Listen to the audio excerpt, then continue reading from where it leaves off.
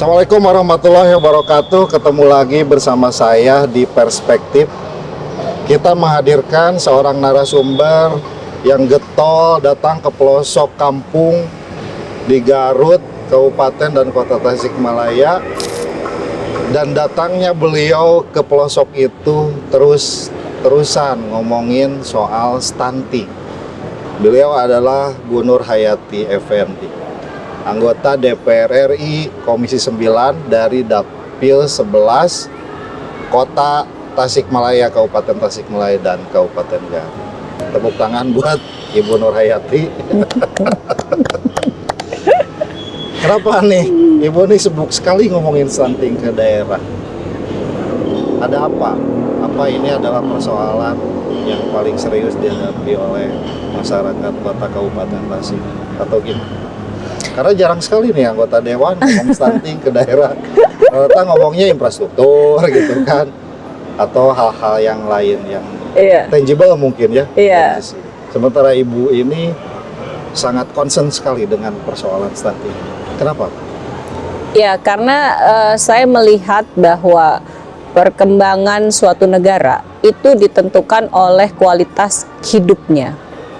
Artinya dari kesehatannya, dari harapan usia hidupnya, itu kita harus lihat bahwa suatu negara apabila indeks kesehatannya baik, berkualitas kehidupannya, tentunya negara itu akan mempunyai ekonomi yang baik gitu. Karena saya pernah menjadi anggota SDGs, datang ke parlemen di New Zealand, yang kami tanyakan bagaimana New Zealand bisa mencapai SDGs pada secepat itu. Jadi yang mereka katakan nomor satu, masyarakat harus sehat. Nah, saya melihat bahwa sekarang isu terpenting yang dihadapi Indonesia itu adalah stunting. Jadi stunting ini saya lihat juga suatu hal yang serius yang harus kita tangani. Karena kalau tidak, kedepannya kita akan mengalami lost generation. Artinya akan kehilangan generasi. Pada saat kita kehilangan generasi, tentunya kita akan kehilangan berbagai kesempatan, berbagai potensi dalam kehidupan kita untuk generasi-generasi berikutnya. Berarti Ibu sangat khawatir dengan masyarakat di Priangan Timur yang usianya masih balita, tentunya umur 1000 hari atau fokus stunting itu 1000 hari. Iya, 1000 hari pertama kehidupan. Hari ini menjadi aset bangsa kita ke depan yang akan datang, mungkin 20 tahun yang akan datang. Iya. Ini tidak sehat dan tidak produktif sesuai dengan apa yang diharapkan. Betul. Karena pada tahun 2045 Indonesia menargetkan mempunyai generasi emas. Artinya generasi yang sehat, generasi yang produktif, generasi yang aktif dan bisa berdaya saing begitu. Nah, ini tidak akan bisa tercapai kalau stunting pada saat ini tidak kita tangani dengan serius. Nah, oke, sebelum kita berbicara bagaimana pandangan Ibu penanganan soal stunting, saya pengen tahu tingkat keparahan stunting di Tasik Kabupaten dan Kota dan Garut ini seperti apa? Lalu faktornya apa yang memicu sampai tinggi gitu anak-anak kita yang diprediksi ke depan ini ya kurang produktif, berpikirnya lelet, pertumbuhan fisiknya tidak normal, galetik gitu ya. Dan dikatakan orang Indonesia ini hanya bisa fokus paling lama 15 menit. Dikarenakan apa? Dikarenakan faktor gizi tadi. Jadi untuk bisa fokus, orang memerlukan energi. Energi itu terbentuk dari asupan gizi yang baik, gitu. Nah, kalau kita melihat prevalensi angka stunting di Dapil Jabar 11 ini, Kota Tasik, Kabupaten Tasik dan Kabupaten Garut, kita lihat bahwa masih terjadi penurunan, tetapi masih tinggi di atas nasional, begitu. Nah, kalau kita lihat bahwa angka rata-rata stunting nasional itu 21%. Nah, kalau di Garut ada penurunan dari 35,2% di tahun 2021 menjadi 23,6% di tahun 2022. 35% anak-anak di Garut Yang 2021 sekarang 23,6%. sekarang turun Iya. 23%. Iya, Anak-anak kita yang 23,6. ada di Garut Itu adalah stunting. Yang di Artinya kota berapa? dari 4 anak-anak balita di Garut itu Satu orang. satu anak stunting. Bisa dikatakan seperti itu. ngeri juga ya. Ngeri juga. Dan di Kabupaten Tasikmalaya yang saya melihat agak sedikit naik dari 24,4% di tahun 2021 menjadi 27,2% di tahun Malah di 2022. Kabupaten Tasikmalaya. Meningkat. Ini bisa dilihat dari sisi ekonomi. Mungkin Ya. kemarin ada pandemi COVID, sehingga banyak yang ter-PHK, banyak yang tidak mempunyai pekerjaan, sehingga terjadi kemiskinan ekstrim. Maka mendapatkan akses pangan yang bergizi bagi anak-anaknya mungkin terhambat bagi keluarganya, sehingga terjadilah peningkatan stunting Ya. yang tinggi. Tetapi ada juga mungkin faktor daripada politik anggaran dari kabupaten itu sendiri. Kalau kota gimana kota? Nah, Kota Tasik. kalau kita lihat kota ini dari 28,9% di tahun 2021 menjadi 22,4% di tahun 2022. Berarti rata-rata Jadi- di kota, kabupaten dan Garut ini di atas rata-rata Nasional, di ya. atas 21%. Betul, tetapi sudah mengalami penurunan sebetulnya. Nah, ini bisa bisa kita lihat bahwa beberapa langkah-langkah yang dilakukan oleh para pemimpin daerah ada secara visi misi dan komitmen, sehingga program-programnya berjalan, itu kita bisa lihat. Jadi beberapa tempat yang memang kepala daerahnya berkomitmen, mempunyai visi misi dalam penurunan stunting dan serius memperlihatkan di politik anggarannya, tentu akan kita lihat bahwa itu ada penurunan. Stunting ini kan ya isu yang relatif baru ya. Kalau dulu-dulu kita jarang ngomongin stunting. Ya, apa sih stunting gitu ya? Iya. Stunting cuma kurang gizi gitu ya. Ya. Padahal kurang gizi ini kan seriusnya adalah bagaimana anak-anak ini nanti ke depannya bukan hanya pertumbuhan badannya saja yang terhambat, tapi perkembangan otaknya juga. Jadi kalau perkembangan otaknya terhambat, tentunya dia tidak bisa sekolah dengan baik, begitu ya. Dia bisa, kalau tidak sekolah, tidak teredukasi, bagaimana dia bisa mencari pekerjaan atau dia bisa bersaing dengan anak-anak lainnya, begitu. Sehingga kita akan terjadi kehilangan generasi pada saat itu. Ya, jadi anak-anak di Priangan ini ya 4:1 ya. Ya, Dari 4 anak ini, 1 ini terancam tanda kutip ya, stunting. generasi yang gagal di Iya, masa akan betul. datang. Dan Karena ini akan secara menjadi fisiknya beban. dia kerdil Iya, gitu ya. betul. Secara otak dia kurang Iya. berkembang. Betul. Dan ini akan menjadi beban. Jadi bukan hanya beban keluarga, tetapi juga beban negara. Karena negara pertama kehilangan generasi yang seharusnya produktif, ini menjadi tidak produktif. Kedua, beban kesehatan juga, karena anak yang stunting kedepannya akan mengalami banyak penyakit gitu. Jadi rentan sekali terkena penyakit, dan biasanya mempunyai penyakit bawaan.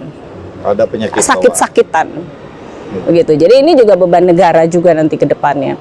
Tapi kalau kita lihat bahwa penyebab stunting itu 30% dari isu yang sensitif, yaitu isu tentang 30% dari yang spesifik dari kesehatan, yaitu kekurangan gizi. Oh, faktor stunting itu. Iya, 30% dari yang spesifik, ya, yaitu dari gizi faktor kesehatan, gitu ya. Kurang gizi. Karena dia tidak punya akses gitu ke pangan yang bergizi, atau faktor kesehatan memang mempunyai sakit bawaan gitu, atau memang terkena penyakit. Lalu yang 70%-nya penyumbangnya adalah isu yang sensitif, yaitu isu mengenai sanitasi, lingkungan yang buruk, tidak punya air bersih, tidak mempunyai jamban, sehingga anak itu rentan terkena penyakit-penyakit menular atau penyakit yang dikatakan di rumah tidak layak huni misalkan gitu, atau di lingkungan yang kumuh dia gampang terkena infeksi seperti ada penyakit TBC, ada infeksi pencernaan, sehingga anak itu sulit untuk makan dan lama-kelamaan pasti berat badannya akan menurun. Oke. Berarti faktor yang paling utama anak-anak di kita, taruhlah di Tasik sama di Garut ini kena stunting itu 70% adalah aspek di luar kesehatan. Kesehatan, betul. Karena lingkungan, sanitasi. Berarti kita membutuhkan tidak adanya air bersih. Lingkungan yang sehat. Sehat tentunya. Untuk membangun generasi yang betul. Iya. Itu biayanya sangat besar sekali. Betul. Karena kan lingkungan itu ada aspek edukasinya, ada aspek infrastrukturnya. Iya. Yang tadinya biasa buang hajat di Pacilingan, iya. kan masih ada sampah di gitu yang tidak dikelola. Iya. Air yang tercemar begitu karena orang membuang limbah, membuang sampah di sungai. Pertanyaan saya, Bu, bagaimana kita menyelesaikan stunting ini? Yang 70% adalah faktor di luar soal kesehatan itu sendiri. Dan membutuhkan tentu kerja keras dan biaya yang sangat besar, sementara kemiskinan kita hari ini ya masih cukup tinggi gitu masih cukup tinggi. Bagaimana? Ya tentunya perlu komitmen visi misi dari seluruh pemimpin, baik itu dari tingkat pusat, provinsi maupun kabupaten kota. Yang pertama dari pemerintah, lalu dari masyarakat juga untuk berperan aktif dalam penurunan stunting ini, lalu lembaga-lembaga yang terkait, lalu juga swasta mungkin bisa menurunkan CSR-nya untuk penanganan stunting ini. Nah, kita memerlukan kolaborasi dari semua pihak tentu yang pertama. Dan yang kedua itu adalah bagaimana kita bisa mensosialisasikan untuk pola hidup bersih dan sehat. Lalu kita juga bisa mengedukasi masyarakat mengenai edukasi gizi, yang mana sangat diperlukan bagi pertumbuhan anak sejak dari janin sampai dengan dia besar begitu. Jadi stunting ini intinya harus kita tangani dari 1000 hari pertama kehidupan. Jadi kalau misalkan orang hamil sekarang itu diharuskan memeriksakan kesehatan kandungannya minimal 4 kali dalam kehamilan. Dalam kehamilan. Iya, sebaiknya 6 kali gitu. Jadi tapi minimal sekali 4 kali dan dia harus melakukan USG 2 kali. Kalau di lembur kan Nah, sekarang pemerintah jarang yang memeriksakan tiap iya, bulan. iya. Jadi sekarang keseriusan pemerintah. Berarti harus jemput bola dong kalau begitu. Betul. Jadi harus terdata itu harus siapa terdata. yang hamil. Data itu data yang terpenting saat ini. Nah, jadi sekarang ini di Posyandu sudah aktif, ada banyak pendamping Posyandu yang sekarang sistemnya jemput bola. Jadi kalau ada daftar nama anak-anak balita yang tidak dibawa ke Posyandu akan didatangi, atau terdaftar ibu hamil yang tidak pernah periksa juga akan didatangi, diberikan edukasi, diajak untuk memeriksakan dirinya gitu. Berarti dari mulai kehamilan ya? Iya, dari mulai Edukasi. kehamilan. Jadi diberikan pemahaman tuh. Betul, jadi edukasi gizi terutama untuk ibu hamil dan balita. Balita. Betul. Dan itu adalah saat-saat yang terpenting karena untuk menurunkan stunting tentunya perlu pemahaman dari seluruh masyarakat. Menjadi mengedukasi ke masyarakat, memberikan sosialisasi kepada masyarakat itu sangat penting, berperan sangat penting. Karena sekarang ini kita tahu bahwa untuk mencegah kita harus mempromosikan, artinya harus banyak mensosialisasikan hal-hal yang memang mereka perlu ketahui. Karena kita lihat stunting ini bukan hanya di keluarga yang tidak mampu saja, tetapi keluarga yang mampu juga ada juga yang anak-anak stunting dari keluarga mampu, cuma jumlahnya sedikit. Nah, dikarenakan apa? Pola hidup. Pola hidupnya. Pola hidup, Masih pola asuh, pola didik, dan pola pikir tentunya itu harus diperbaiki semua, mindsetnya harus diubah. untuk bisa mau peduli kepada kesehatan. Kita mulai dari anak-anak remaja yang memang berpotensi nanti akan membina kehidupan berumah tangga, akan kehamilan, sehingga pemerintah pun sekarang sudah memberikan program dari untuk anak-anak remaja ini diberikan pil penambah darah. Jadi anak-anak remaja itu di sekolah 1 bulan sekali diberikan pil penambah darah, vitamin gitu, agar tidak terjadi anemia. Biasanya kan kalau anak-anak perempuan nih pengennya kurus ya, pengennya langsing, biasanya diet. Lalu mereka pada masa-masa pertumbuhan dan mereka juga ada menstruasi. Jadi yang terbanyak dari anak-anak remaja perempuan ini adalah biasanya anemia, Kurang darah ya. kurang darah. Makanya ada program pemenuhan vitamin, Iya. pil penambah darah. Itu kita harus mulai dari sana. Lalu yang kedua, pada saat calon-calon pengantin ini akan melakukan pernikahan, dia harus mendaftarkan diri dan dia harus mendapatkan sosialisasi mengenai kesehatan reproduksinya. Jadi dia harus diberikan kesehatan mengenai gizi dan memeriksakan kesehatannya. Bagaimana nanti kalau hamil? Iya gitu. Jadi harus tahu juga gitu. Dia harus mengerti dan harus tahu bahwa dirinya itu siap untuk terjadi kehamilan nantinya. Apabila dia anemia, tentunya harus diobati dulu. Atau dia ada penyakit-penyakit tertentu, tentunya harus diobati dulu begitu. Jadi pada saat dia nanti menikah, dia siap, dia menghasilkan janin yang sehat sehingga anak-anaknya juga sehat pada saat lahir.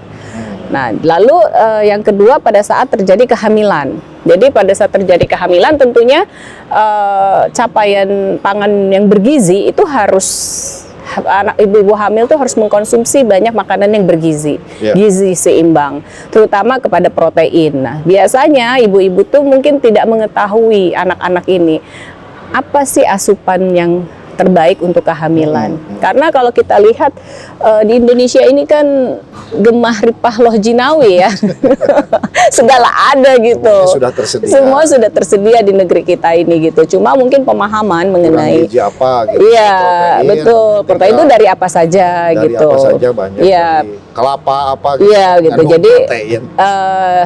memang ibu hamil itu memerlukan protein 2 kali lipat daripada kita gitu yang tidak mengandung.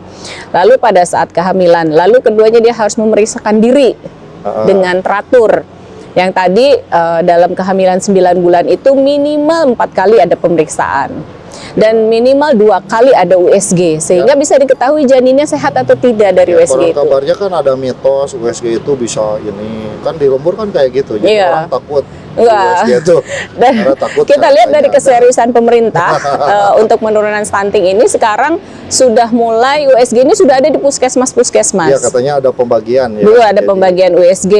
Nah, lalu setelah dia lahir tentunya harus pemeriksaan di posyandu, diberikan vitamin. Di posyandu itu sebaiknya sudah lengkap. Sudah lengkap, pemberian vitamin, dicek berat badan, diukur tinggi badannya, lalu diimunisasi secara teratur gitu. Jadi imunisasi dasar lengkapnya pun harus lengkap betul-betul sesuai dengan umurnya.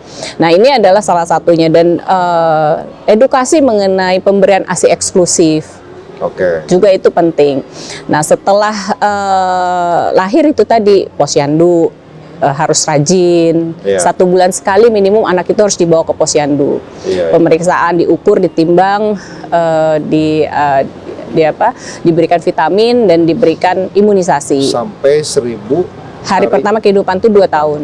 Iya, iya, betul. Lalu ASI eksklusif. Nah, pada saat dia sudah empasi, juga harus diberikan empasi yang bergizi. Gitu. Jadi biasanya kan nih ibu-ibu sekarang, anak-anak sekarang nih maunya instan aja semua dibeli instan begitu, karena nggak mau repot, karena sekarang itu sudah Internet of Things, orang lagi sibuk dengan HP-nya, dengan media sosial dan lain-lain gitu, sehingga sekarang itu kan waktu untuk ke dapur memasak empasi yang baik dan benar itu juga sudah mengurang. Makanya saya katakan tadi pola asuh. Oke. Gitu. Jadi ya itu memang banyak PR-nya Pak selama Ya. 2 tahun ini. Karena stunting ini bukan penyakit. Ya, ya. Jadi stunting ini memang keadaan saja yang memang kekurangan gizi kronis dalam jangka waktu yang lama sehingga mempengaruhi tinggi badan dan perkembangannya. Nah, Dan ini adalah persoalan penting, bisa dianggap kita krisis dengan anak-anak yang terancam gagal produktif. iya betul. Karena stunting ini bukan sesuatu hal yang bisa dikembalikan. Jadi Ya. kalau dia sudah lebih dari 2 tahun, Sudah selesai. sudah selesai, dia tidak bisa lagi kembali gitu. Jadi anak ini akan bermasalah ke depannya. Berarti 1000 hari itu memang masa-masa emas ya. Iya, sudah masa-masa emasnya. Apabila kita tangani intervensi secara langsung, baik sensitif maupun spesifiknya, pada saat 1000 hari pertama kehidupan, ada kemungkinan dia keluar daripada stunting. Oke. Tetapi kalau sudah lebih dari 1000 hari pertama kehidupan, itu tidak bisa dikembalikan. Iya. Gitu. Jadi stunting itu bukan hanya pendek, bukan hanya kurus, tetapi yang dikatakan stunting itu juga perkembangan otaknya itu juga sudah terganggu. Iya. Jadi kognitifnya pun sudah terganggu gitu. Jadi sudah tidak perkembangannya sudah tidak seperti anak-anak sesuai dengan umurnya. Gitu. Itulah yang harus kenapa kita harus hadapi stunting ini. Karena kedepannya itu tadi. Iya. Kerugian negara besar, kerugian keluarga juga besar. Oke, menarik sekali perbincangan soal stunting ini. Stunting tadi bukan penyakit, tapi ini adalah sebuah situasi yang dihadapi oleh kita dan treatmentnya banyak faktor yang harus Iya. disiapkan. Tentu pemerintah harus bekerja sama dari mulai pusat, daerah, provinsi dan daerah. Kabupaten kota beserta masyarakat, Semua masyarakat harus beserta terlibat. semua lembaga yang terkait, Ya, beserta swasta pun, pengusaha pengusaha dan pun sebagainya harus juga ikut turut, mendorong, ya karena turut. ini bukan penyakit, ini adalah sebuah situasi yang kita prediksi di kemudian hari. Jika anak-anak kita gagal, gitu ya, dan menderita stunting, didera oleh persoalan stunting ini di kemudian hari, bangsa dan negara kita bisa menjadi bangsa Ya yang bisa menjadi ancaman karena ini adalah ketahanan negara kita. ini adalah ketahanan selain tentara ya. Iya, Sama aja. tentu masyarakatnya pun harus sehat. Jadi kalau masyarakatnya tidak sehat, kita tidak punya daya saing nanti Oke, persaingan sekarang kita saya akan paham terancam. kenapa tagline-nya sehat bersama Nurhayati. Iya. Sehati ya. Karena apapun Iya. nomor 1 itu sehat. Nomor 1 adalah Oke, perbincangan yang menarik sekali. Kita ketemu lagi di perspektif episode berikutnya. Assalamualaikum warahmatullahi wabarakatuh.